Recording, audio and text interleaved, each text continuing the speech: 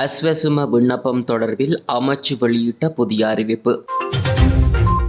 மது கொடுத்து பாலியல் துஷ்பிரயோகம், உறவினரை நம்பி சென்ற யுவதிக்கு நேர்ந்த கொடுமை. முள்ளிவாய்க்கால் கஞ்சி ஐவருக்கு நீதிமன்றம் தடை உத்தரவு. மனைவியின் டிக்டாக் வீடியோவால் தவறான முடிவெடுத்த கணவர்.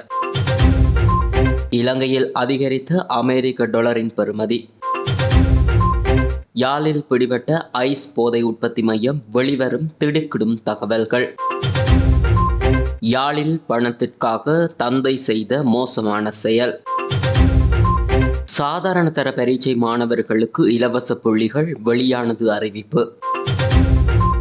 அஸ்வசும 2ஆம் கட்ட விண்ணப்பம் கோரலின் போது 4,50,404 விண்ணப்பங்கள் கிடைக்கப்பெற்றுள்ளதாக ராஜாங்க நிதியமைச்சர் ஷெகான் சேமசிங்க குறிப்பிட்டுள்ளார். குறித்த விண்ணப்பங்களில் 84% தற்போதைக்கு கணனிமயப்படுத்தப்பட்டுள்ளதாகவும் அவர் தெரிவித்துள்ளார். புதிதாக நியமனம் பெற்றுள்ள 2000 கிராம அலுவலர்களை அஸ்வசும கொடுப்பனவு செயற்பாட்டில் இணைத்துக் கொள்ள எதிர்பார்த்துள்ளதாகவும் அவர் சுட்டிக்காட்டியுள்ளார். மேலும் அஸ்வசும விண்ணப்பங்களை பரிசீலிப்பது, கணனி வலையமைப்பில் தரவேற்றுவது போன்ற செயற்பாடுகளில் ஈடுபட்டுள்ள 3ஆம் தரப்பினருக்கான கொடுப்பனவு தொடர்பில் அமைச்சரவை பத்திரம் சமர்ப்பிக்கப்பட்டுள்ளதாகவும் ஷெகான் சேமசிங்க கூறியுள்ளார். 19 வயது யுவதியை பாலியல் பலாத்காரம் செய்ததாக கூறப்படும் ஆடை வடிவமைப்பாளர் ஒருவரை மாவத்தகம போலீஸ் அதிகாரிகள் குழு கைது செய்துள்ளது. மாவத்தகம பகுதியில் உள்ள கட்டடம் ஒன்றிலேயே இந்த சம்பவம் இடம்பெற்றுள்ளது. கைது செய்யப்பட்ட சந்தேக நபர் மாவத்தகம பிரதேசத்தில் வசிக்கும் 40 வயதுடையவர் என்றும் அவர் 2 பிள்ளைகளின் தந்தை எனவும் போலீசார் கூறியுள்ளனர். இதேவேளை சந்தேக நபரால் பாலியல் பலாத்காரம் செய்யப்பட்டதாக கூறப்படும் 19 வயதுடைய சிறுமி சந்தேக நபரின் உறவினர் என மாவத்தகம போலீஸ் அதிகாரி ஒருவர் தெரிவித்தார். பாதிக்கப்பட்ட இளம்பெண் தனது உறவினரிடம் ஆடை வடிவமைப்பு பற்றி அறிந்து கொள்வதற்காக பயிற்சி வகுப்பில் கலந்து கொண்டதாக போலீசார் கூறுகின்றனர். பயிற்சி வகுப்பு முடிந்ததும் பயிற்சி வகுப்பில் கலந்து கொண்ட மற்றொரு பெண்ணுடன் வகுப்பை விட்டு வெளியேற சென்ற போது மழை பெய்ய தொடங்கியுள்ளது. இதனையடுத்து வகுப்பில் சிறிது நேரம் தங்கியிருந்த 2 இளம் பெண்களிடம் சந்தேக நபர் குடிப்பதற்கு ஏதாவது எடுத்து வரவா என கேட்டுள்ளார். அவ்விரு பெண்களும் அதற்கு ஆமோதித்தனர். வெற்று போத்தலில் ஏற்கனவே ஊற்றி வைத்திருந்த மதுவை அந்த நபர் அருந்த கொடுத்துள்ளார். இரு யுவதிகளும் தங்களுக்கு தெரியாமல் மது அருந்தியுள்ளமை போலீஸ் விசாரணைகளில் தெரிய வந்துள்ளது. அதில் ஒரு குவளையை மட்டும் குடித்துவிட்டு இளம்பெண் ஒருவர் வெளியேறியதுடன் சந்தேக நபர் தனது உறவினரான பெண்ணை அவரது வீட்டிற்கு அழைத்து செல்வதாக தெரிவித்துள்ளார்.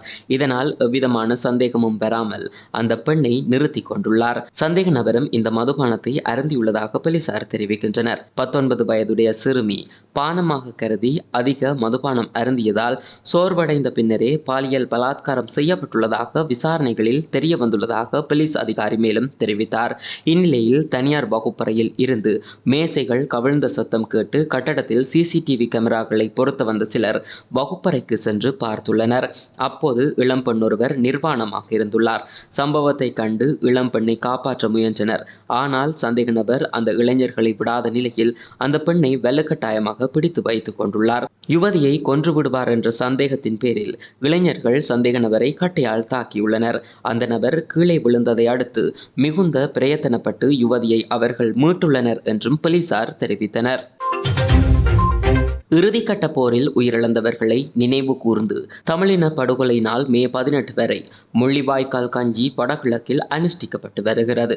இந்த நிலையில் அம்பாறை மாவட்டத்தில் முள்ளிவாய்க்கால் கஞ்சி கொடுக்கும் ஏற்பாடு செய்ய முயற்சிகளை மேற்கொள்வார்கள் என தெரிவித்து சமூக சேவகர்கள், அரசியல் கட்சி பிரதிநிதிகள் மற்றும் பொதுமக்கள் என ஐவருக்கு நீதிமன்றம் தடை உத்தரவு பிறப்பித்துள்ளது. கல்முனை நீதிமன்ற நீதிபதியின் கையொப்பத்துடன் பெரிய நிலாவணை போலீஸ் நிலைய பொறுப்பதிகாரி போலீஸ் பரிசோதகர் JSK வீரசிங்கவினால் இந்த தடை உத்தரவு பத்திரம் வழங்க நடவடிக்கை எடுக்கப்பட்டுள்ளது.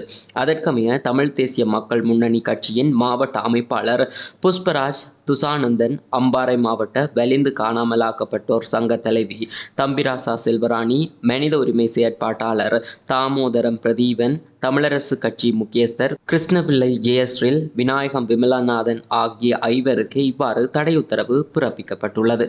மேலும் பாண்டிருப்பு திரௌபதி அம்மன் ஆலயம் ஒன்றில் முள்ளிவாய்க்கால் கஞ்சி தயாரிக்க நடவடிக்கை எடுக்கப்படுவது தொடர்பில் கிடைக்கப்பெற்ற தகவலுக்கு அமைய பெரிய நீலாவணை போலீசார் மற்றும் விசேட அதிரடிப்படையினர் அங்கு பாதுகாப்பு கடமையில் ஈடுபடுத்தப்பட்டுள்ளனர். அதேவேளை நேற்று கல்முனை பாண்டிருப்பு பகுதியில் முள்ளிவாய்க்கால் கஞ்சி தயாரிக்க முற்பட்டவர்களை தடுப்பதற்கு நூற்றுக்கணக்கான போலீசார் குவிக்கப்பட்டிருந்தனர்.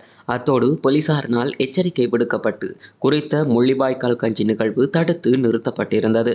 கல்முனை பாண்டிருப்பு அரசடி அம்மன் ஆலய முன்றலில் தமிழ் தேசிய மக்கள் முன்னணி கட்சி ஏற்பாட்டில் அம்பாறை மாவட்ட வலிந்து காணாமலாக்கப்பட்ட சங்கம் பொதுமக்களுடன் இணைந்து முள்ளிவாய்க்கால் கஞ்சி பரிமாறும் நிகழ்வினை முன்னெடுத்தனர். போலீசாரின் நடவடிக்கையை தொடர்ந்து அங்கு வருகை தந்திருந்த மனித உரிமை செயற்பாட்டாளர் தாமோதரம் பிரதீபன் உள்ளிட்ட குழுவினரும் வலிந்து காணாமலாக்கப்பட்ட உறவுகளின் சங்க தலைவி தம்பிராசா செல்வராணி மற்றும் சங்கத்தின் உபதலைவி செயலாளர் உள்ளிட்ட குழுவினரும் கல்முனை மனித உரிமை ஆணைக்குழுவிற்கு சென்று போலீசாரின் அடாவடி தொடர்பில் முறைப்பாடுகளை பதிவு செய்திருந்தனர்.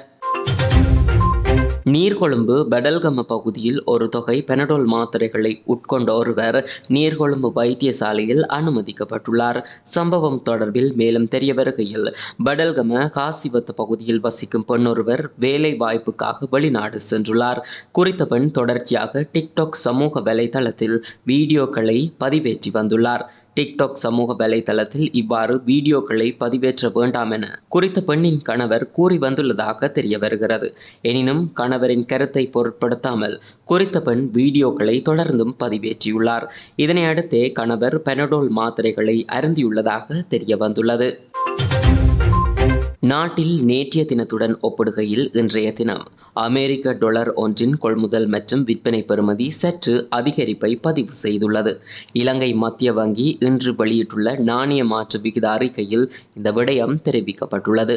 இதற்கமைய இன்றைய தினம் அமெரிக்க டொலர் ஒன்றின் கொள்முதல் பெறுமதி 296 ரூபாய் 74 சதமாக பதிவாகியுள்ளது. அந்த வகையில் நேற்றைய தினம் அமெரிக்க டொலர் ஒன்றின் கொள்முதல் பெறுமதி 295 ரூபாய் 67 சதமாக காணப்பட்டது. அத்துடன் இன்றைய தினம் அமெரிக்க டொலர் ஒன்றின் விற்பனை பெறுமதி 306 ரூபாய் 42 சதமாக பதிவாகியுள்ளது. மேலும் நேற்றைய தினம் அமெரிக்க டொலர் ஒன்றின் விற்பனை பெறுமதி 305 ரூபாய் 23 சதமாக காணப்பட்டது. யாழ்ப்பாணத்தில் இயங்கி வந்த ஐஸ் போதை உற்பத்தி மையத்தை தம்பதியினரே நடத்தி வந்துள்ளனர் என போலீஸ் விசாரணைகளில் இருந்து தெரிய வந்துள்ளது. இணுவில் பகுதியில் உள்ள வீடொன்றில் ஐஸ் போதைப்பொருள் தயாரிப்பு மையம் ஒன்று போலீசாரினால் சுற்றி வளைக்கப்பட்டு போதைப்பொருள் தயாரிப்பு பொருட்கள் உள்ளிட்டவை கைப்பற்றப்பட்டிருந்தன. இந்த நிலையில் விசாரணைகளை முன்னெடுத்த போலீசார் வீட்டில் வசித்து வந்த நபரை கைது செய்துள்ளனர். கைது செய்யப்பட்ட நபரிடம் முன்னெடுக்கப்பட்ட விசாரணைகளில் வீட்டின் அறையை தம்பதியினருக்கு வாடகைக்கு கொடுத்ததாகவும் அந்த அறையில் தம்பதியினர் வசித்து வந்ததாகவும் தெரிவித்துள்ளார். குறித்த அறையில் தங்கியிருந்த தம்பதியினரில் கணவன் யாழில் இயங்கும் வன்முறை கும்பல் ஒன்றுடன் இணைந்து கடந்த காலங்களில் வன்முறைகளில் ஈடுபட்டு வந்த நிலையில் அவருக்கு எதிராக யாழ்ப்பாணத்தில் உள்ள நீதிமன்றங்களில் வழக்குகள் நிலுவையில் உள்ளன. தற்போது அவர் வன்முறை சம்பவங்களில் ஈடுபடுவதில்லை எனவும் திருந்தி வாழ்வதாகவும் நீதிமன்ற வழக்கு விசாரணைகளில் தெரிவித்து வந்துள்ளார். அவரது மனைவி யாழில் உள்ள தனியார் மருத்துவமனை ஒன்றில் தாதியாக கடமையாற்றி வருகிறார். மனைவி ஊடாகவே ஐஸ் போதைப்பொருள் உற்பத்திக்கு தேவையான ஆய்வுக்கூட பொருட்களை பெற்றிருக்கலாம் என போலீசார் சந்தேகிக்கின்றனர். அதேவேளை கணவன் மனைவி இருவரும் இணைந்துதான் ஐஸ் போதைப்பொருள் உற்பத்தியில் ஈடுபட்டுள்ளனரா அல்லது ஒருவர் உற்பத்தியில் ஈடுபட மற்றவர் உடந்தையாக செயற்பட்டாரா என்பது தொடர்பிலும் போலீசார் விசாரணைகளை முன்னெடுத்துள்ளனர். தற்போது தம்பதியினர் தலைமறைவாகியுள்ள நிலையில் அவர்களை கைது செய்வதற்கு நடவடிக்கைகளை முன்னெடுத்துள்ளதாக போலீசார் தெரிவித்துள்ளனர். யாழ்ப்பாணத்தில் 4 வயதான தனது மகளுக்கு சிறுநீரக பாதிப்பு என்று பொய் கூறி பணம் சேகரித்த தந்தை ஒருவர் கைது செய்யப்பட்டுள்ளார். யாழ்ப்பாணம் கல்வியங்காடு சந்தை பகுதியில் 4 வயது மகளுடன் தந்தை ஒருவர் பணம் சேகரிக்கும் நடவடிக்கையில் ஈடுபட்டுள்ளார். தற்போது நிலவும் கடும் வெப்பமான காலநிலைக்கு மத்தியில் சிறுமியை சக்கர நாற்காலியில் அமர்த்தி சென்று தந்தை பணத்தை சேகரித்துள்ளார். சிறுமியின் நிலையை கண்டு மனமிறங்கி பொதுமக்கள் பலரும் பெரும் பணத்தை வழங்கியுள்ளனர். கடும் வெயிலுக்கு மத்தியில் சிறுமியை வைத்து தந்தை யாசகம் பெறுவது தொடர்பாக கோப்பாய் போலீசாருக்கு தகவல் வழங்கப்பட்டிருக்கின்றது. சம்பவ இடத்திற்கு சென்ற போலீசார் சிறுமியை மீட்டு யாழ்ப்பாணம் போதனா வைத்தியசாலையில் சேர்ப்பித்துள்ளனர். சிறுமிக்கு மேற்கொள்ளப்பட்ட பரிசோதனைகளில் சிறுமியின் சிறுநீரகங்கள் 2ம் பழுதடையவில்லை என்பது கண்டறியப்பட்டுள்ளது. ஆரோக்கியமான சிறுமியை வைத்தே தந்தை மக்களை ஏமாற்றி பணம் சேகரித்துள்ளார். தற்போது சிறுமியின் தந்தை கைது செய்யப்பட்டு சட்ட நடவடிக்கைக்கு உட்படுத்தப்பட்டுள்ளார். உட்படுத்தப்பட்டுள்ளார். மட்டக்களப்பு காத்தான்குடியில் இருந்து யாழ்ப்பாணத்திற்கு வந்த ஒருவரே இந்த ஏமாற்று வேலையை செய்துள்ளதாக தெரிவிக்கப்பட்டுள்ளது. அதேவேளை தற்போது குறித்த சிறுமி சிறுவர் காப்பகம் ஒன்றில் சேர்க்கப்பட்டுள்ளதாக குறிப்பிடப்பட்டுள்ளது. 2023ஆம் ஆண்டுக்கான கல்வி பொதுதராதர சாதாரண தர பரீட்சையின் விஞ்ஞான வினாத்தாளின் 2 கேள்விகளுக்கு இலவச புள்ளிகளை வழங்க பரீட்சைகள் திணைக்களம் தீர்மானித்துள்ளது. பரீட்சைகள் திணைக்களத்தில் இன்று இடம்பெற்ற ஊடக சந்திப்பில் பரீட்சைகள் ஆணையாளர் நாயகம் அமித் ஜெயசுந்தர இதனை தெரிவித்துள்ளார். விஞ்ஞான வினாத்தாளின் 9 மற்றும் 39 ஆகிய வினாக்களுக்கு இலவச புள்ளிகளை வழங்க தீர்மானிக்கப்பட்டுள்ளதாக பரீட்சைகள் ஆணையாளர் நாயகம் தெரிவித்துள்ளார். கல்வி பொதுதராதர சாதாரண தர பரீட்சையின் விஞ்ஞான பாட வினாக்கள் பாடத்திட்டத்திற்கு புறம்பாக தயாரிக்கப்பட்டதாக எழுந்த குற்றச்சாட்டுகள் தொடர்பில் அவதானம் செலுத்தி இந்த நடவடிக்கை எடுக்கப்பட்டுள்ளதாக தெரிவிக்கப்பட்டுள்ளது.